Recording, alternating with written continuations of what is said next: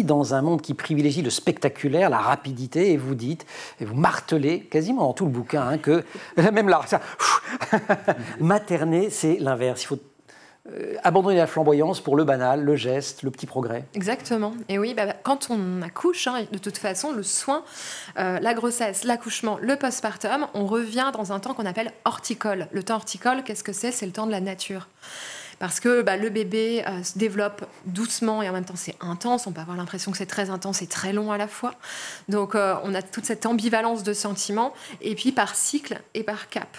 Et donc ça prend du temps. Tout ça est très long parce que finalement ce petit enfant il doit réapprendre le monde hein, quelque part en quelques années. Donc c'est extrêmement rapide et long à la fois. Mais ça veut dire que pour les mères aussi, mais pour les pères c'est vrai, qu'il faut accepter d'affronter un peu le rien, l'ennui dans une société qui, dites-vous, est, je vous cite, agitée, hyperactive. C'est pas simple non plus. Ah non, c'est pas simple du tout parce que aujourd'hui, avant d'avoir un enfant, souvent on a une vie où on était complètement libre de nos mouvements, où on est habitué à l'instantanéité, tout va très vite, on est dans une culture de la performance, on ouvre notre téléphone, on peut se faire livrer un hamburger.